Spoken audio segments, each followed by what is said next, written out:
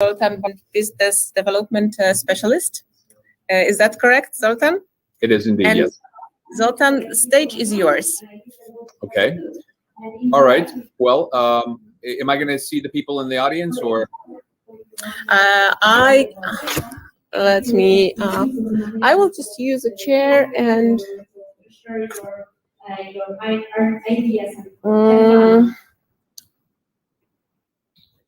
This is the audience. I will be sitting here. Okay. So okay. So I've just shared my screen, and I've a presentation on there. Can you see that? Yes, we can. All right, fantastic. Okay, so well, listen, welcome everybody. Thank you very much for joining me on this hybrid session. I guess we're living in this world where some people are in an online world and some people are in the physical space of various places around the world. I want to talk to you today about a topic which I'm confident should be relevant to almost everybody in the room, and that's the power of focus, because it is something that actually does impact not just your business life, but your personal life and your career and a lot of different elements of your day-to-day life. I'm actually reminded about the power of focus every day, because when I arrive in my office and I sit down at my desk, I glance actually at a small picture in the corner of my desk with the number 25 in the center and the picture of a beach of Croatia in the background. It looks like this. This picture is actually 18 years old. So you can see it's quite worn, and it holds a special place in my life because it reminds me of the power of focus and how concentrating your efforts on a single outcome not only enables you to achieve great things, but it actually enables you to have a huge impact on the quality of your business, your career, your life, whatever happens to be most important for you at the time. And the story behind this picture is this. It was 2002, and I had successfully sold my first startup, and I decided to return to my corporate career to become commercial director for one of the large broadcasting channels in Hungary, one of the two, similar to TVN or Polsat in Poland. And the channel had recently lost its market-leading position to its primary competitor, RTL, and the future of the company was quite uncertain. And so I inherited a 40-person team that was quite demotivated, right? After a few months, I realized that I really needed to get these guys to focus on not the past, the fact that they'd lost their market-leading position to a competitor, and instead to focus on what was possible in the future. So I remember driving home one night across the iconic chain bridge in Budapest. For those of you who may have been in Budapest, you will know that bridge. And I remember having this point of thought that, I really need to have some sort of goal or something that people on my team could focus on. And I wanted it to be bold and inspiring, but not impossible. Now, just a bit of context. At the time, the company's revenues were around 16 billion Hungarian forints, or about 60 million euros. So I decided that in 3 years' time, so in 2005, the channel's revenues would be 25 billion Hungarian forints, or about 100 million euros. So nothing too complicated, 25 in 2005. It was not particularly scientific. I didn't spend weeks and weeks of analysis. I simply wanted them to have something they could easily remember and focus on. So I was really excited. And a few weeks later, I organized this team meeting. Everybody was there from the commercial organization, and I got up with a lot of my enthusiasm, and I made my announcement that I set this really strong objective and that we were all going to work together to achieve it. And instead of excitement, my announcement was met with stunned silence. The sales team thought I was crazy. I mean, the viewership was dropping for the channel. There was a feeling that the sky was falling. There was no way that they were going to be able to grow the business in this environment. So rather than arguing with them, I said, look, guys, it might be impossible. Let's give it a try. But I actually do want to give you something to keep in mind as we go through these next couple of years together. And I handed out this picture to everybody that you see here on the screen. And it was a small frame picture, as you can see, with the 25 billion or MLRD in forints. And I said, look, just so you keep this goal in mind, I'm going to give you each of you one of these little pictures. Put it out on your desk. And what you see is a Croatian beach in the background. If we happen to be lucky enough to hit this goal, then we as a team are going to celebrate together this great achievement. Well, that certainly got their attention. So over the coming months, every time I got up in front of the team, at every sales meeting, at every team get together, at every possible opportunity, I reminded them of our focus, 25 billion in 2005. When we had a bad month, I'd say, no worries, our goal is 25 billion in 2005. When we had a good month, I said, fantastic, we're one step closer to 25 billion in 2005. And, initially the team was skeptical. Eventually they became a bit curious. As we progressed, we got closer and closer. They became interested. And I could really, by the end, feel the excitement and the passion break through. And so what seemed like an impossible goal after a short time became more and more real. And so to give you the numbers, in 2003, we hit 19 billion. In 2004, we hit 22 billion. And when we closed the books in 2005, December 31st, we reached 25.1 billion Hungarian forints of revenue. So needless to say, we had an amazing long weekend in Croatian Beach. And 2 years later, actually, I was appointed CEO of the broadcasting group. Now, why do I share this story? I think we all dream of achieving something great, right? As an entrepreneur, you want to dream of building a successful business. As a professional, you dream of building a successful career. Maybe as a father or sister or spouse, you dream of building better relationships. Yet my experience shows that a majority of people are not capable of turning these dreams into reality. Their dreams remain unfulfilled. And it really interests me, why is that? What stops people from achieving their goals? What separates those people who follow through to those who give up before they reach the finish line? And, I think the main reason I've discovered is because people don't spend enough time deciding what they want to achieve, to determine exactly where they should focus their limited time, resources, and energy. And look, there's no question, finding your focus is not easy. I mean, if you're an entrepreneur, you're likely dealing with the day-to-day challenges of building a business. You've got so many decisions to make, so many things you could be doing. Finding your focus actually requires you to let go of certain things that have become part of your life. They've become a habit. And thanks to COVID, in the last 18 months, our lives have been turned on to end. And, that kind of line between our professional identity and our personal identity, well, they've been, basically disappeared. So it's not surprising that it's difficult to find your focus. At first it may seem like this is a really big dilemma, but I actually think the solution to this is quite simple. You simply have to, what I call, choose your love and love your choice. That means decide where to focus your limited time, your energy and resources, and commit yourself to achieving your desired outcome. And that could be building the business you dream about, the career you build about, the life you dream about, whatever that is for you. So actually what I want to talk to you about in this kind of next 15 minutes is three things. Why focus matters. So what are the measurable benefits of having focus in your life? What is the nature of focus? I want to share a couple of lessons that I've learned over the course of my life, but also actually by looking at one of the world's legendary innovators and entrepreneurs, Steve Jobs. He had a very clear view of focus. And finally, I want to talk to you about how you go about finding your focus. I want to share actually a practical exercise that you can actually do immediately to bring more focus into your life. And my hope is by the end of this short presentation and the discussion afterwards, you will have some tools in your arsenal that will help you bring more focus into your life. Very briefly about me, before I go any further, as Kasia had explained, my name is Zoltan Vardi. I'm a business growth mentor. I help business-to-business tech startups scale globally by applying a 9-step business development framework I created called the Launch Code. Basically, the Launch Code gives founders a blueprint for how to boost their revenues by applying sort of corporate planning and sales and management techniques to a startup environment. And I share this system with founders through personal mentoring and through group workshops. I have a 30-year career in business. 20 years I've spent in the corporate world and a senior executive. I've been in the media business for 20 years, senior vice president at NBC Universal, CEO for regional business for ProSieben Sat.1 in Germany. And I actually have 10 years of experience as an entrepreneur, an investor, and advisor. I've had successful exits both as an entrepreneur and as an investor. And as you can tell from my accent, I was born and raised in the United States, but I actually spent majority of my career in Europe and currently split my time between London and Budapest. So that's me, but I think what you're most interested in learning is why focus matters. So let's get to that.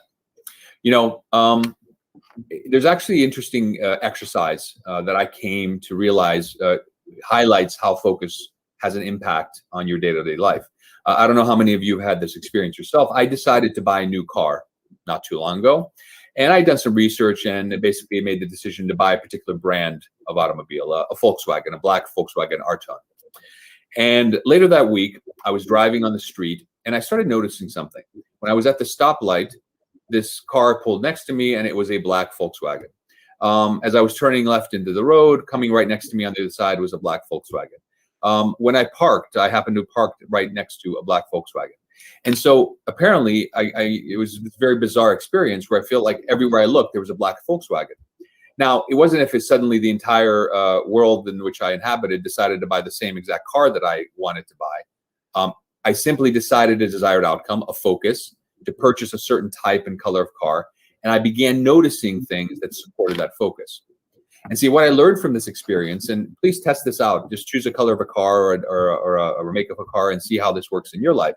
If you literally focus on something, it drives opportunity your way. You start noticing things that were always there waiting to be discovered, but you just weren't in the right frame of mind to notice them before.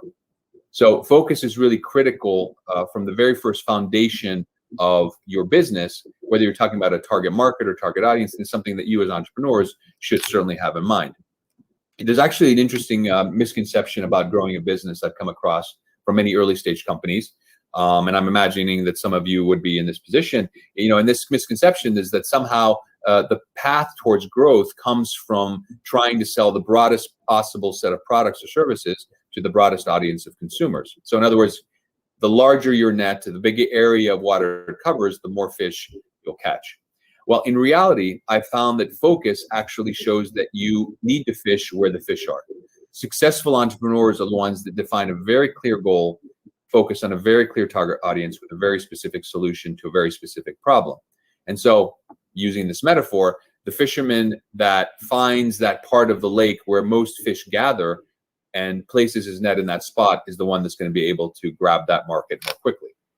Now, if you accept this as a principle, you actually see that focus has an incredible number of benefits in a broad swath of your life.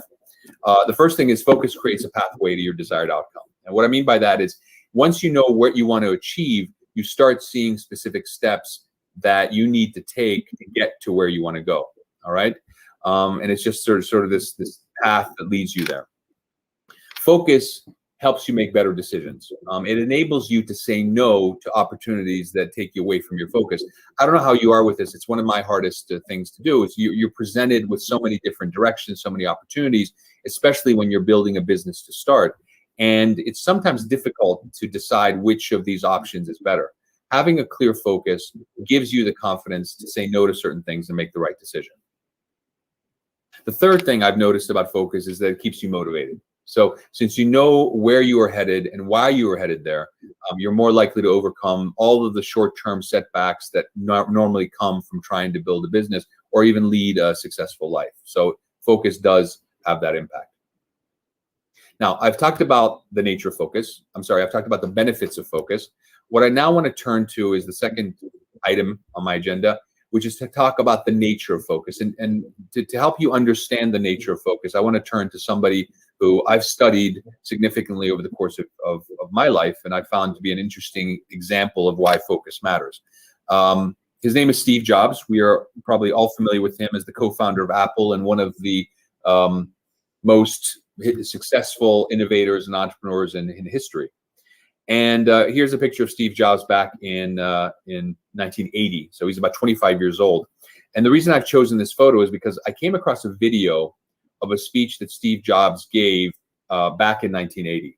To give you a bit of context, Apple was about 4 years old at the time. The company had a single product. Okay, it was called the Apple II desktop computer. And in this presentation that he held to some business people in Southern California, he explains that the biggest problem that computer companies face in trying to remove sort of that mental barrier that existed between people and their ability to use a computer. And you have to remember at the time, you basically needed to be able to program in order to use a computer. And Jobs goes on to say that he believed that Apple was really well positioned to solve this problem because the entire philosophical focus of the company was to create a direct relationship between one person and one computer, and then to enable people to solve a range of problems in this relationship. Now, just as a reminder, again, this is Steve Jobs speaking in 1980. Okay, this was decades before the commercial internet existed. There was no such thing as the World Wide Web. There was no such thing as a laptop, a smartphone, an app. None of that existed. And so here I was laying in my bed at night in fall of 2020, about to go to sleep for the night, watching Steve Jobs' speech on YouTube on an iPad that I was holding in my hand. So clearly this guy had a really strong focus for his business. So what lessons can you learn about the nature of focus from what Steve Jobs did after his presentation in 1980? Well, a couple of things. The first thing is I learned that focus requires a commitment to execution, right? So it's not enough to just have a vision and to leave it at that. You actually have to keep your focus front and center while implementing your strategy. And so actually what you look at Steve Jobs, what he did after the speech in 1984, he introduced the Apple Macintosh pictured here. And the Apple Macintosh was the first all-in-one personal computer that gave people the ability to control a mouse and to interact with a sort of graphical user interface, two things that we now take for granted. It was a major step towards realizing his vision of one person and one computer. And so what I learned from this is it's not enough to know what you want to achieve. You need to translate this into a plan that will help define how you will achieve and maintain your focus over time. The second thing that I learned about focus is that it should be firm in the long run, but flexible along the way. What do I mean by that? So it's hard to imagine that Steve Jobs, back when he was 25 years old, imagine the iPad or imagine the iPhone or any of these particular products, right? He had a vision, one person, one computer, and he oversaw the development of various products that created a clear path to this direction. And so between 1998 and his death in 2011, Apple would launch the iMac, the iBook laptop, the iPod pictured here, the iPhone in 2007, the iPad, much, much more. And so what I learned from this is that if you maintain your long-term focus, you will eventually get to your desired outcome. You may need to be a bit flexible, but you may actually discover certain things along the way, some unexpected opportunities you didn't even think about. So the third thing I learned about the nature of focus comes from a speech that Steve Jobs gave in 2005 to Stanford University graduates. And in this speech, which has become quite legendary, you can see it on YouTube, he reflected on some of the life lessons he had learned. And in the speech, he talks about how work fills such a large part of your life. The only way to be truly satisfied and to do great work is to do what you love to do. And so he encouraged the graduating class of Stanford University not to settle for what they have if it doesn't make them happy. And he said something like, if you haven't found it yet, keep looking. As with all matters of the heart, you'll know when focus has found you.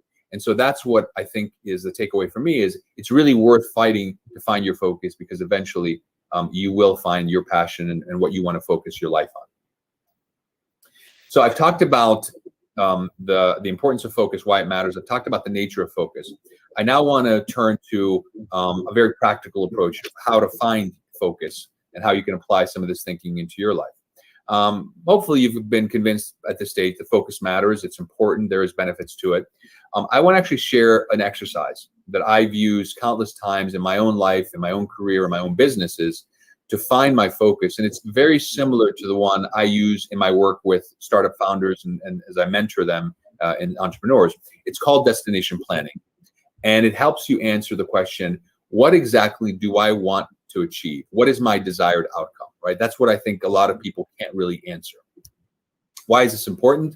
Look, we all know that building a business is hard work. It's easy to get lost in your day-to-day to-do list. This exercise encourages you to take a step back and ask yourselves the important question, is all this hard work taking me where I want to go? So I'd like to emphasize that destination planning, which I'll talk about in a moment, is not some sort of theoretical process. It's a tool that you can actually use to plan better and to make better decisions day to day. Your destination and its purpose is similar to what the North Star, it's often called Polaris, served in the lives of sailors who navigated the oceans at night. So Polaris, for those of you who don't know, sits at a fixed point in the sky. It never moves. And so before there was a GPS or even a compass, sailors would keep an eye on where the North Star was at any given time, where they were in comparison to that direction, and it would help them navigate their ships safely to wherever they wanted to go. So just like the North Star guided sailors in the night sky, your destination will guide you to wherever you want to go, no matter how choppy the waters become. Now, to create a destination, you really have to just follow 4 steps. First, choose a point in time in the future. Imagine yourself 18 to 24 months from now. Write a series of statements in the present tense. Okay, so that says, I am doing this, not I will be doing this or I have done this, but I am doing this, that describes your business at that moment. So you create a vision of that, a snapshot of that moment in time. And by the way, you can do this with your personal life, you can do it with your career, you can do it with your business, whatever it is, you define that point in time in the future and you write a series of statements.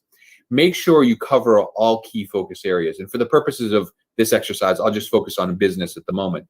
But look at what your product will look like, or it looks like at that moment in time.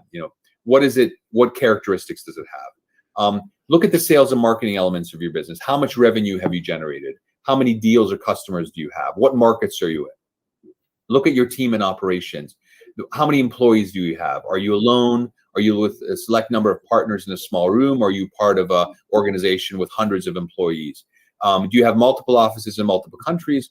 Or are you a single office company? Whatever that defines the organization as you see it. Look at the finances. So how much profit have you generated? How much money do you have in your account? Have you raised funding? If so, from who and how much? These are all very important focus areas to cover. And finally, whatever else is important to you. Maybe you want to build a company, or your destination is a company where people don't work on Fridays. You work 4 days a week, or you work purely virtually. Whatever is important to you that defines that company or business. Once you've done that and you've defined these points, make sure you spend a bit of time describing your state of mind, how you feel at that moment in time in the future. It's very important because we are, of course, humans, and humans are driven by emotion more often not than rational decisions. And so if you can describe your state of mind at that moment, how you feel, if you're proud, if you're looking forward to the future, whatever, all of this will seem much more real. So if you've done this exercise, and you go through the whole thing, you actually should have something like this. So I'm just going to make this up. This is my destination for December 31st of 2022. So call it 15 months from now. Our product offering has XYZ qualities. We're generating more than X number of euros from Y number of clients. We have a 20-person team, 50-person team, 100-person team based in 3 countries. We have strategic partnerships in place with this company, that company, and the other company. And finally, I feel proud of how much we've achieved with such few resources. This is just a typical destination defined in a couple of different sentences, covering all of those focus areas I talked about earlier. If you get this right, and if you take the time to put this together, you will have a clear picture of what success looks like for you. You'll be able to measure your progress because you'll have something to compare it to. You'll be motivated because you'll be able to see that whatever short-term obstacles you come across, they are simply bumps in the road. And you're going to be able to inspire your team and your organization because you're going to have a clear vision driving all of your decisions. Now, I've shared this exercise with literally hundreds and hundreds of entrepreneurs, and there's a couple of things that I think are important to keep in mind. The first is remember to think big, okay? I like to say if your destination doesn't scare you, it's probably not big enough. So you need to find that balance between wanting to go to the moon and reaching for what you have in front of you. You've got to have that sort of balance and get something there that you need to stretch for, that you need to work to get. Very important, because that's what's going to make it motivational. Now, if you've done this exercise, then what you can actually find is you'll have a snapshot of your future, right? You will have created what you want to achieve. And the question then, of course, is what do you do with it and how do you bring it to life? So I just want to share 4 steps that I've explained in my introductory story as well when we talked about how we achieved this destination of 25 billion forints in revenue. The first is once you've written this destination down, capture the essence and put it into a few words, symbols, or pictures, whatever it is that reminds you of your destination. Once you have that, place that on a Post-it note and put it somewhere where you see it every day. It could be the bathroom mirror at home, so you're shaving or putting on your makeup. It could be on the computer screen in your desk, wherever you're reminded of it every day. If you place your destination front and center, it becomes part of your day-to-day reality, and it does keep it top of mind. The second thing is share it with others. Now, if you're part of a founding team, discuss it with your co-founders. Better yet, do this exercise together. So make sure you're all heading in the right direction. I can't tell you how many times this exercise has revealed that two founders have completely different destinations in mind. One's heading to Tokyo, the other one's heading to New York, and they're wondering why they're not in parallel while they're not synced up. It's better to find out if there's a different destination in mind and to find common ground. Once you have that, depending on the size of your organization, you can share it with your entire team, your management. If you're doing this for your personal life, you can share it with your family. The important thing is that people understand your destination and what role they have in making sure you arrive at that destination. And finally, if you're a leader of an organization, repeat it over and over and over again until you think you've said it so many times that you can't say it anymore, and then repeat it more, because you'll know when your destination has become integrated into an organization when you start hearing it back from others. Once you've shared it with others, make sure you use this destination, as an endpoint for all of your planning, okay? Work back from where you want to be and set goals for shorter periods of time, a quarter, a month, a week even, each of those goals taking you one step closer to your desired outcome, to your destination. And if you want to get even more detailed, you can actually put a set of actions next to each goal, so you can take small steps every day that get you closer to your destination. So these are kind of the fundamental steps to apply. I know very well from personal experience and from having worked with literally hundreds of entrepreneurs across Europe and the United States, that introducing change and applying it, no matter what the context, is really hard, right? I mean, it requires you to overcome a lot of challenges, to say no to certain things, to rethink things that have become natural to you. I can come here and tell you all of these little secrets that you should be doing, but frankly, there's no easier way to introduce this focus into your life better than some of the advice that we've heard from a well-known sports brand for over the last few decades. My advice to you is just do it. There's no easy way. You just need to get started. And if you do, you will find its benefits to be miraculously large and significant. So I just want to wrap up here with a quick summary of the key things I want you to take away with you from this presentation today. And I'd love to have this conversation and continue it with you. One is, as I've said, choose your love and love your choice. So make a decision about what you want to achieve and then stick to that decision and focus your resources on making sure you achieve what you'd like to achieve. The second is try to enjoy the benefits of focus in managing your day-to-day life and in making decisions. You'll find that it has a huge impact on the quality of your life. And finally, set a destination that represents the life or the business or career that you dream about. Define that very clearly, and then just do it. Move forward on that basis. Okay? So thank you very much for your attention. I'll stop sharing now, and I'll be happy to answer any questions or even just initiate a discussion with you about some of the things I've talked about today. Okay, are there any questions from our audience? We have a world-class mentor here, so use this 20 minutes well. Okay, so I will. The first question is always the most difficult. Yeah. I can. Can you hear me, Sultan? Yes, I can hear you perfectly. Yeah. Okay, so I'm Alfonso. Hi, thank you for your presentation. After all this process that you have mentioned, I think it can make a lot of people feel overwhelmed about the process and the commitment they have to do it themselves. So maybe a word or two on which type of professionals or which kind of organizations maybe we can go and knock the door or try to talk in order to not to be alone in the process, to have some let's call it alliance or partnership with somebody. Well, look, I think that it obviously what I've described in itself is a lot more focused, driven by your personal decision to commit to it rather than the actual work itself, because it is a matter of just deciding what you want to achieve. I think if you're looking for help, obviously, if you're in part of a large organization, you can find people that are your peers there that you can work together to define this kind of destination for your business. People like me obviously are there to help. I mean, I work with entrepreneurs and organizations to help them go through this process. It's, finding your destination actually is one of the key elements of the launch code, the system I described. So I think it's important that you don't think of this as a massive undertaking. It's more about just making a decision and defining that desired outcome. I actually, and I'm going to offer this at the end, is I'm happy to share with you the worksheet that I have that helps you put this together. It's relatively straightforward, but it's a nice little tool that you can use to actually get started on setting that destination. Yeah. Thank you. Do we have another question? I will ask the question. So you was telling this story about your goal and how you achieved it. Yeah. And my question would be, so can you please share the most hardest moments for you? Maybe not only in those business stories, maybe you also have some, I don't know, some private goals which you was achieving also by this scam, by this method. Right.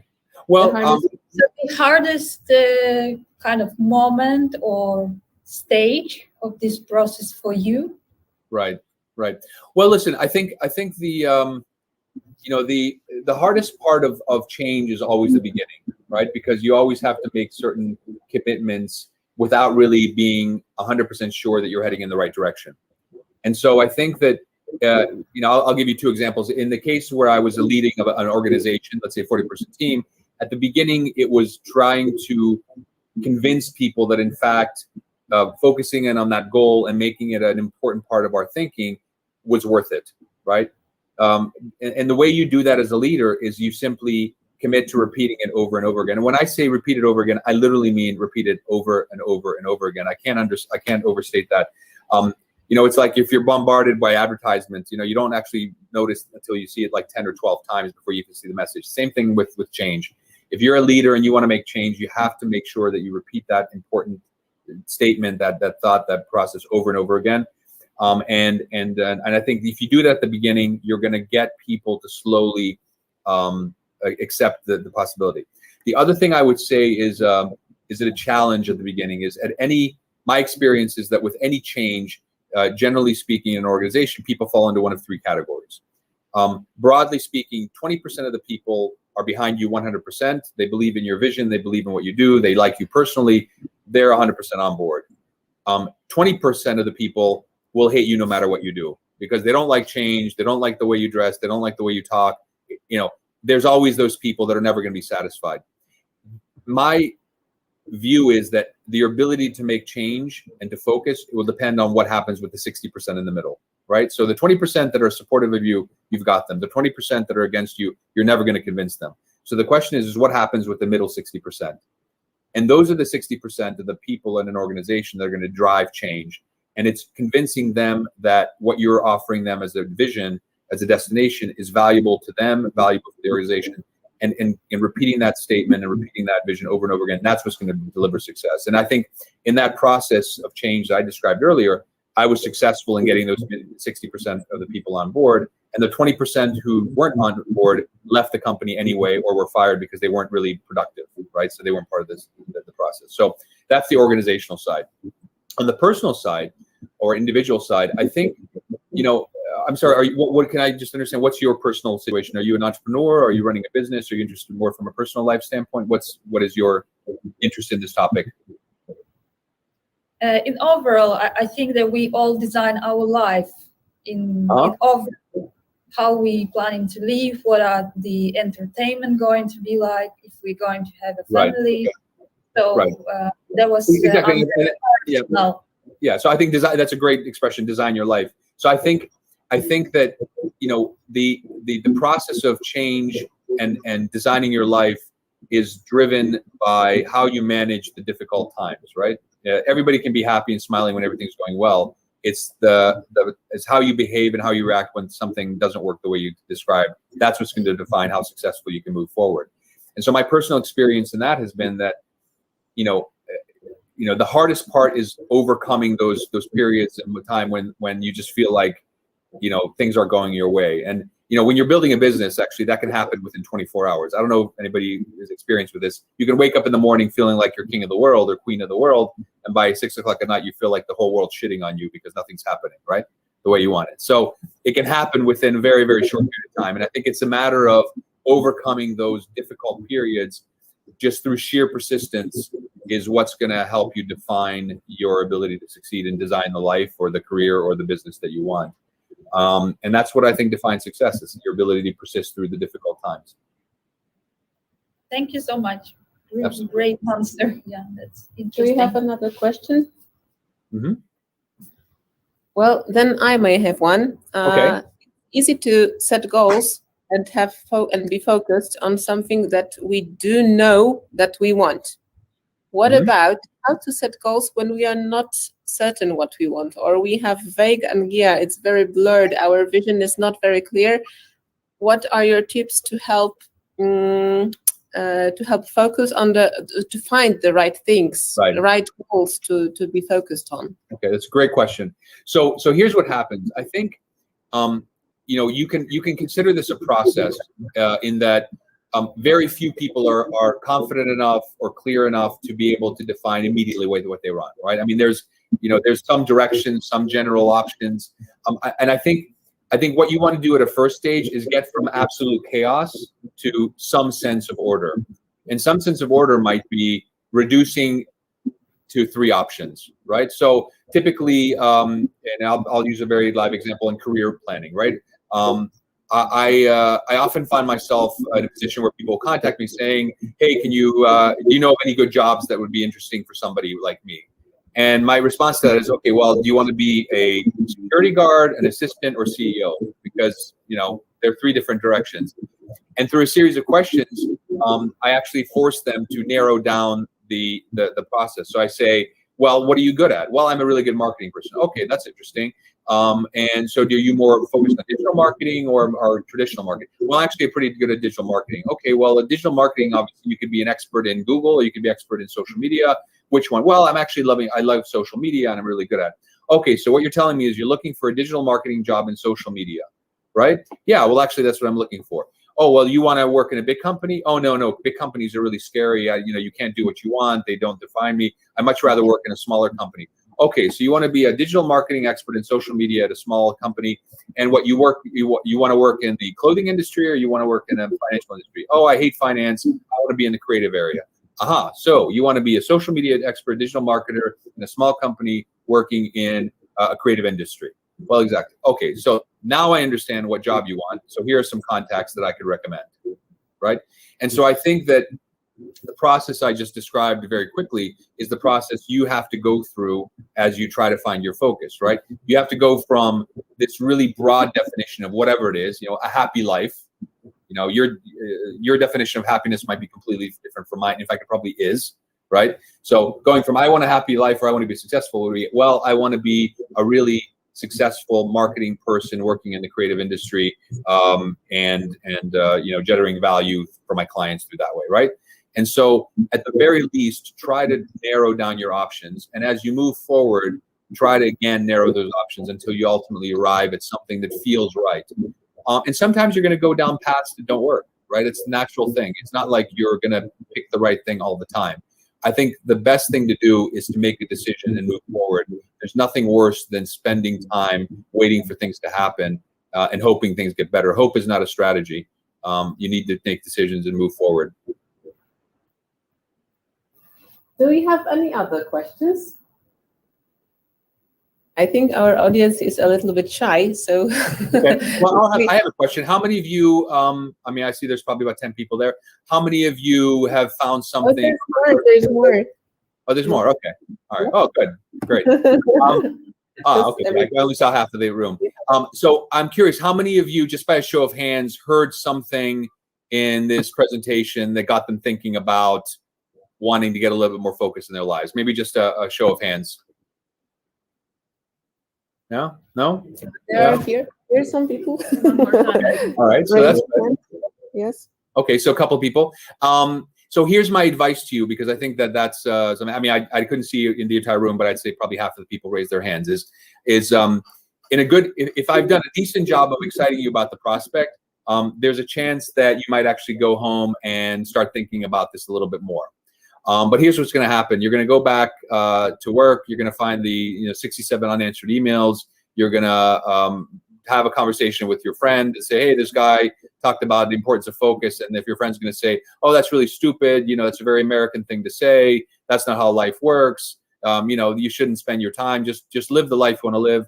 And you're going to get all this negative energy about this whole school of thought that I've shared with you.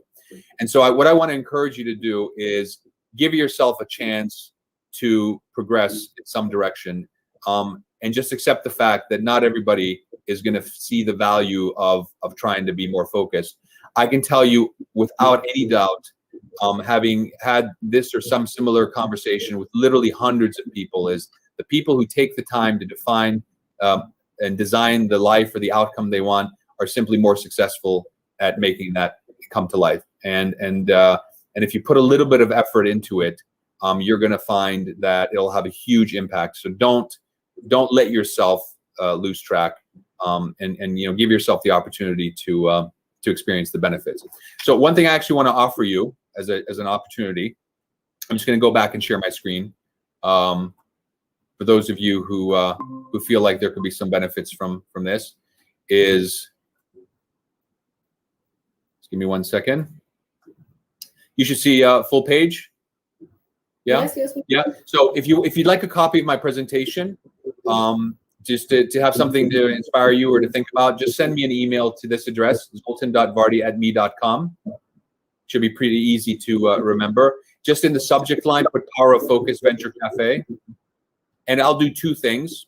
I'll send you a worksheet that I call the Destination Planning Worksheet. It's a couple of pages. You can fill it out in probably 20 minutes. And I'll send you a worksheet that you can use to do this exercise that I've just described. And again, it's something that you can use and benefit from. And I'll also sign you up to my newsletter so you can get, I do a lot of content, a lot of insights about this topic in particular, as it relates specifically to entrepreneurs. But I'm happy to share that information with you. So if this is something you're interested in learning more about, just send me that email with that subject line. I'll send you the Destination Planning Worksheet, I'll sign you up, and maybe down the road, there'll be an opportunity for us to collaborate and work together. Okay? Okay. All right. Do we still have some time for questions? Absolutely, yeah. Is everybody eager to ask one? Then I will ask, from your experience, I'm sure you've experienced that when you finally set a goal and you are so committed to focus on it, and then distraction happens. Like the minute you set your goals, here comes the distraction. Like not only entertainment-wise, but family-wise, other opportunities in career. Did it happen to you, and what do you do about it? Yeah. So I think I've got a rule of thumb I use. I call it the rule of three. If you have a certain set of objectives you want to reach, you can't possibly focus on all of them at once, right? It's physically impossible, and it's difficult to maintain your focus, as a person on that. So what I normally do is I will choose 3 things that I will give priority to. And the 3 things could be, if I just look at my life, I'd say, I want to put together this proposal for this one client. I want to make sure I have dinner with my wife this week, one-on-one, and I'm going to spend at least an hour with my teenage daughter if she'll spend time with me, right? So let's just say those three things. And then I just commit to doing those 3 things that week, right? And I don't worry about the other 75 things that are in my inbox, because again, it's going to distract me. So being able to cut through the noise and just focus on 3 things at any given time, I think is a really great tool, and I do that all the time. The second tool I would say that helps you get through the chaos or destruction, as you described it, is I call it the one more thing rule. And so the one more thing rule is this. Whenever I feel stuck, whenever I feel like I've got a goal in mind, but I just can't seem to move things forward, I just commit to doing one thing that gets me one step closer. And the reason that is because sometimes you're overwhelmed by the scale of something, and you've got to bring it back down into manageable bite sizes. And so that one thing could literally be, I'm going to send one email. I'm going to make one phone call. I'm going to set up one meeting. I'm going to have one conversation, and just commit to doing that one thing. And so what happens actually is that you start getting in the habit of just doing one thing. And then after a while, all the little one things start adding up, and they also give you momentum, right? And when you've got momentum, I'm sure many of you have experienced this feeling. It's called flow, right? It's that feeling when you've got all these things heading in the right direction. It seems like they're happening themselves. You actually can train yourself to get in that mindset, and it's just by doing those one thing after another. And so I would really encourage you to follow those two pieces of advice. Focus on three things if you're overwhelmed with a lot of stuff, and if you get overwhelmed with the scale of something, just do one thing, one step, and I'm sure that it'll give you the momentum you need to follow through on your goals. Does that answer your question, Akasha? Partly, yes. Okay. What part didn't I answer? No, I'm just joking, because it's easy to hear it in theory, but it's so much more difficult to use it in practice. Well, look, I mean, that's like everything, right? It's all about, I mean, I always say this, it's progress in life is 5% idea, 95% execution, and that's what it comes down to. It's your ability to execute is going to be driven, and unfortunately, nobody can do that for you, right? So that's going to be something that becomes important for you. Okay, Zoltan, can I ask another question? Absolutely. In your long and successful career, I'm sure at many points you had to choose: should I go left or should I go right? And which path will lead me to my goal? How do you deal with the sense of loss? Because sometimes both ways are very tempting, and it seems like both ways could help you achieve your goals, but you actually have to choose one. How do you deal with the loss of the other path, and how do you know how to choose well? Which choice is right? So what the situation you described is very typical, right? I mean, I'm sure all of us have had that experience. I have that quite often. I think you can do three things. First of all, in fact, if you recall, one of my slides was that, path going in one or left direction, making decisions. If you actually define your destination and what you want to achieve, it does help you make decisions in sort of A/B scenarios. And of course, not all of these cases be, obvious, but if you kind of sit down and look at your destination, and say, what do I want to become? What do I want to achieve? You do actually have an easier way of defining whether you should go left or right. So that's the first step. So defining that destination is important. The second of all, I think it's a matter of making a decision and not letting indecision rule your life. I've met so many people, and I've met this in a business context and a personal context, who simply aren't capable of moving on, right? They just stuck in that no man's land of left or right, and they're consumed by it. I'm reminded of a company I actually worked with. It was a drone technology company, and one of the founders was typically this type of person. They would never commit to a decision until they thought it was perfect, right? It was the perfect decision. And they would define perfection by it had to be 100% certain, no opportunity for mistakes and so on.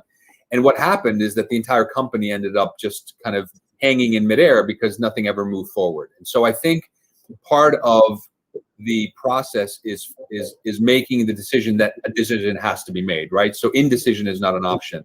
And there's this great quote from Mark Zuckerberg, from Facebook's founder. Apparently, it's written on the wall in Facebook. It says, "Done is better than perfect," and I think that's very true.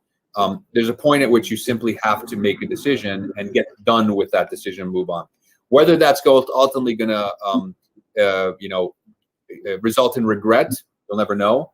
But at least you'll be able to say that you headed in a direction. And to be very honest, if you look at your life, it's very likely that 95% of the dilemmas you faced ultimately ended up being much smaller than you imagined them, and probably 5% of them really mattered.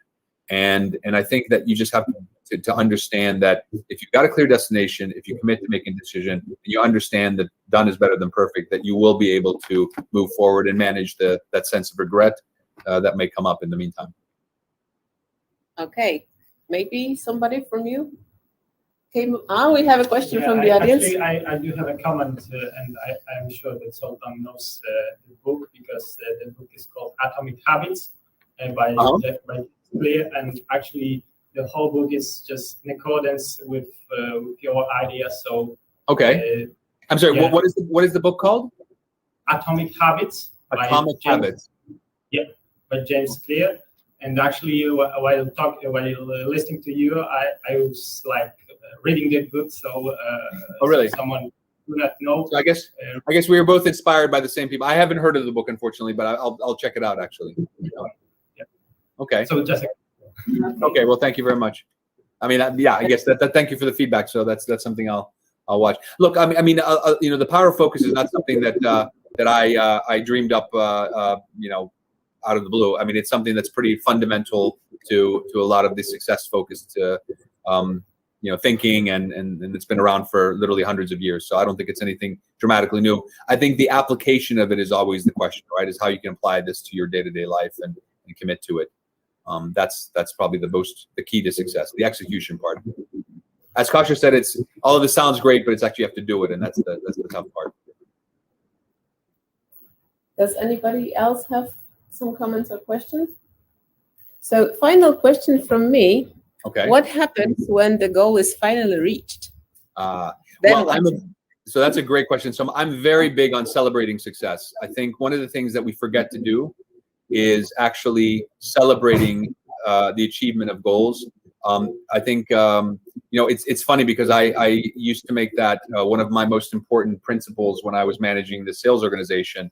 Is we would go out of our way to make sure that if we hit our numbers, if we achieve some goals, we really celebrated it. I mean, I'm talking big party and lots of fun and all that stuff, because it makes it drives that sense of purpose and success into your genes, into your cells of your body, and it just gets you more excited about trying to repeat that feeling. And so when we celebrated that weekend on the beach in Croatia, we made sure it was a memorable experience.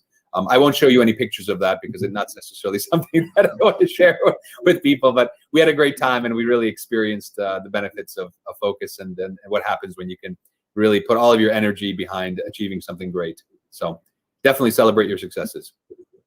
Okay, Zoltan. All right. Thank I would have one. much. I'm sorry, I could have one request. If I could have a broad view of the screen of the audience, I'd love to take a screenshot just for. I don't know if you can. If you can get, put on your Zoom faces or whatever it is that you. All right. Away. I think. Wait, let me just double check to make sure, because I'm not a big Hangouts user, so it doesn't have a full page there. But yeah, close enough. We'll use that. Okay. Listen, thank you very much, everybody. I appreciate it. I would have loved to have been there in person, but. Still one of those times where we have to decide whether to do this virtually or person, and I'm hoping to see more of you in person in the future. By the raise of hands, who is going to use the tips from this workshop and actually apply them? Seems like everybody. So you just affected our lives. All right. Well, I'm excited to see the results, and please reach out to me to get the presentation and to get the worksheet. I'm happy to share it with you. Again, zoltan.vardi at me.com, and then we will. I'll forward that stuff to you. Okay. Yeah, exactly. You take action. Exactly. Take action. 90% of execution is action. Thank you, Zoltan, very much. Okay. Fantastic. Thank you, everyone. Take care. Have a lovely evening. Thank you. Thank you. Bye-bye. Thank you. Goodbye. Bye-bye. Goodbye. Bye-bye.